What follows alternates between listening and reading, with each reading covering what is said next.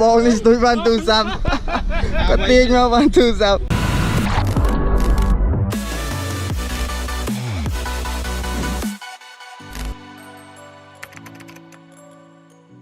Hey សួស្តីអ្នកទាំងអស់គ្នារីករាយមកកាន់ channel របស់ខ្ញុំ The One Traveler សួស្តីដល់គ្រូសាមហាធីមសៀងទាំងអស់សួស្តីដល់អ្នកទស្សនាថ្មីសួស្តីដល់អ្នកទស្សនាចូលវិលត្រឡប់មកកាន់ channel របស់ខ្ញុំភាសាទៀតបាទហើយនៅថ្ងៃនេះគឺខ្ញុំមកកោះពេជ្រភាសាទេបាទអញ្ចឹងកោះពេជ្រភាគ3ហើយថ្ងៃនេះគឺមកសងសឹកព្រោះដងស្ទួយដែរបានត្រីបាទគ្នាបានត្រីរហូតអត់តែខ្ញុំប៉ុន្តែមុននឹងខ្ញុំថតបាទគឺថាណូឃើញទេឃើញទ្រូត្រីរបស់ខ្ញុំហ៎ចាំមើលខ្ញុំទៅឲ្យមើលតិច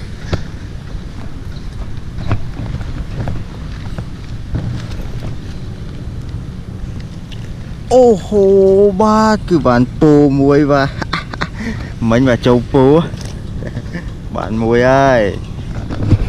អញ្ចឹងគឺថាកោះពេជ្របាទខ្ញុំបែកតែកម្មបានហើយគឺថាអត់សៀងទេនៅកោះពេជ្រអញ្ចឹងអេពីសូតនេះគឺអត់បានថតទេមិញបានត្រីបានអីហ្នឹងអូខេចឹងតើតើខ្ញុំបានត្រីចំនួនប្រមាណនៅថ្ងៃនេះសូមរងចាំតាមដានទស្សនាទាំងអស់គ្នាបាទអូខេអ្នកទាំងអស់គ្នាឃើញនៅលូឃើញស្មៅដោះខ្ញុំមកតម្លាក់ស្ទូចនៅហ្នឹងហើយខ្ញុំមកចងនេះចងបច្ច័យថែមបាទhọដាក់ស្ទូចណាស្ទូចវត្តhọដាក់នៅហ្នឹងហេខប់សេរីបើអ្នកទាំងអស់គ្នាចង់បានស្ទូចវត្តក៏ខ្ញុំមានលក់ឯនេះស្ទូចរបស់ខ្ញុំណាខ្ញុំយកមកលក់នេះមក double fish 360មានថា3ម៉ែត្រ60មួយដើមនេះបើអ្នកគ្នាទិញគឺតម្លៃវា$8ហើយអានេះគឺលេខ1បាទ Sin original មិន made in Vietnam ទេអានេះគឺ Sin បាទអញ្ចឹងតម្លៃវា$8អ្នកនរគ្នាអ្នកខ្លះគាត់ធ្លាប់ទិញ5រៀល4រៀលអញ្ចឹងណាគាត់ថានោះចុងវាអត់ស្វិតទេអានេះទាញត្រីមួយអេមបាទ$8 3ម៉ែត្រ60បាទហើយបាទឃើញទេផ្លែ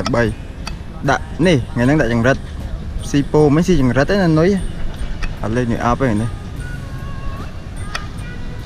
ប្រយ័ត្នបាទ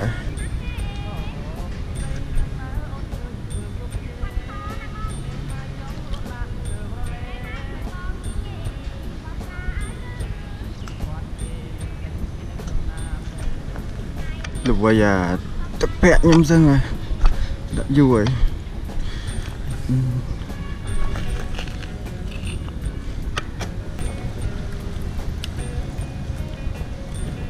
អស់នុយលេងបងនេះស្ទួយបានទូរស័ព្ទគាត់ទាញមកបានទូរស័ព្ទអូកប់សេរីបងមែនតើណាបើលេងណាហើយវាយល្អទៀតហើយវាយខ្លាចនេះ200ជាងនេះ200ជាងអូបោះចិននេះសយឃើញចិនណាមិញចង់អានោះដូចអង្គើសាក់ទៅមើលសិនអូបានត្រីម៉ែអើយមើលត្រីពីហើយបាទពីហើយកូនត្រីឆ្លាំងត្រីតូចចឹងយើងមិនបាច់គួរយកវាបាទយើងបន្លែងវាវិញទេហ្នឹងឲ្យវាធំធាត់ចាំវាធំចាំយើងយកហ្មងបាទខ្ញុំយកបើតូចចឹងអត់ប្រយោជន៍ទេនាំតែបំផ្លាញមច្ឆជាតិយើងណាមានប្រសិទ្ធភាពបាទដាក់ចឹងមានប្រសិទ្ធភាពបាទដាក់ទៀតស្ទូចទៀត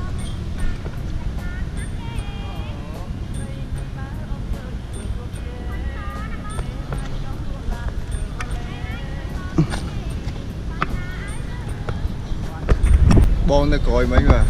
លយមកស្ទូចបានទូរស័ព្ទខ្ញុំនិយាយតាមត្រង់មិនមែនគាត់ធ្វើបណ្ឌិតទេណាគាត់ទាញមកទូរស័ព្ទហ្មងអូខាប់សេរីបាទក្នុងទន្លេយើងអត់ដឹងមានគេខ្លះទេបាទពីណាស្ម័គ្រចិត្តចុះមុជបាទរាវរកកំណប់អីបាទអេហ្មងដល់លយហ្មងដល់លយគប់ចូលទឹកសិនបាទយកយើងសបិនច្រើនស្ទូចតបងប្អូនគ្រួសារមហាទីមសៀងកុំភ្លេចជួយ comment 237ត្រីនឹងស៊ីស្ទូចនេះបាទអ្នកទាំងអស់គ្នាគឺជាមនុស្សដែលមានបារមីខ្ពស់បាទអញ្ចឹង comment 237បាទ237ណា237បានមួយទៀតទេបាទកូនត្រីឆ្វៀតតែតាក់គ្នាញ៉ៃពេញហ្នឹងថ្ងៃនេះបានត្រីចំនួន3បាទអត់សៀងទេកុំ comment សៀងឲ្យសោះបាទ បាយកិច្ចកម្មនៅក៏ពេចបានហើយលើកទី3បាទត្រឹមតែ3លើកប៉ុណ្ណោះបាយឯកកិច្ចកម្មបានបាទងាប់ហើយគ្មានអ្វីដែលយើងអាចធ្វើបានហើយមានការតាំងចិត្តជឿអញ្ចឹងសាដងសិនបាទដាក់នេះមួយសិនបាទនិយាយទៅចង់និយាយមួយថានៅពេលដែលអ្នកទាំងអស់គ្នាស្ទូចបានកូនត្រីអញ្ចឹងណាហើយខ្ញុំសូមកុំឲ្យយក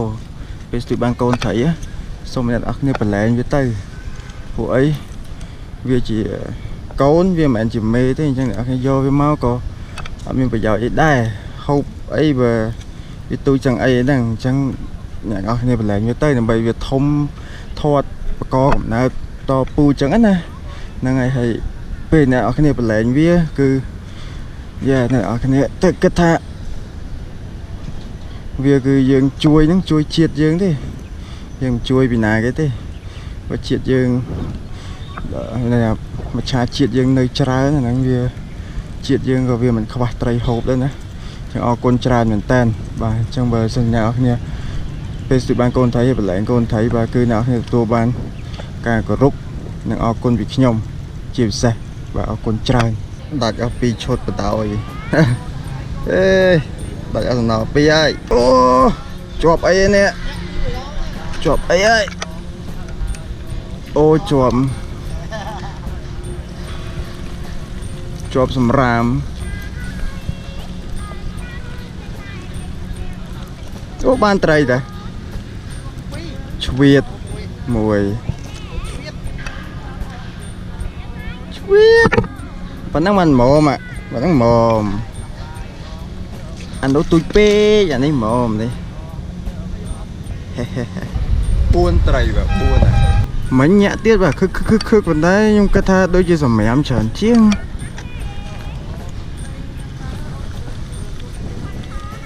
អត់តង់ហងធូកសុយអូបានត្រីទៀតត្រីឆ្វៀតមួយទៀត2ត្រីឆ្វៀតត្រីទី5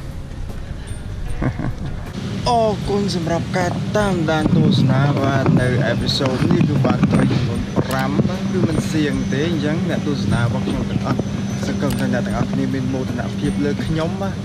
ខ្ញុំព្យាយាម3ដងណាមិនបានត្រីទេបាទអញ្ចឹងមិនលុំណា3ដងអញ្ចឹងអរគុណច្រើនមែនតើសម្រាប់ការតាមដានទស្សនាអញ្ចឹងបាទគឺឥឡូវនេះរកបញ្ចប់ហើយព្រោះមេឃបាទគឺថាមកហើយបាទហើយម៉ោងក៏វាជិតដល់ម៉ោងបាយបាទមិន10ជាងអញ្ចឹងអរគុណច្រើនមែនតើសម្រាប់ការតាមដានទស្សនាអញ្ចឹងសង្ឃឹមថាអ្នកនរគ្នាចូលចិត្តបើសិនជាមានកំហុសឆ្គងដល់ប្រការណាមួយសូមមេត្តាខន្តីអភ័យទោសដល់រូបខ្ញុំបាទផងកុំប្រកាន់ខ្ញុំអីអញ្ចឹងអរគុណច្រើនមែនតើហើយដូចរស់ដងអញ្ចឹងកុំភ្លេចជួយចុច like share subscribe ទាំងនៅលើ Facebook page ចង់ដូចថៃស៊ីបាទទាំងនៅលើ YouTube channel របស់ខ្ញុំហើយកុំភ្លេចដាក់ Cipher នៅលើ Facebook page កុំភ្លេចជួយចុចកណ្ដឹងនៅលើ YouTube channel របស់ខ្ញុំហើយខ្ញុំនឹងជួបអ្នកទាំងអស់គ្នានៅ episode ក្រោយទៀតបាទ So I will see you guys in my next episode វត្តទីមួយសិន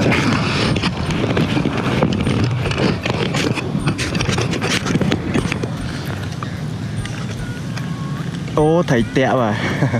អូខេអញ្ចឹងបាទបាយបាយពីវ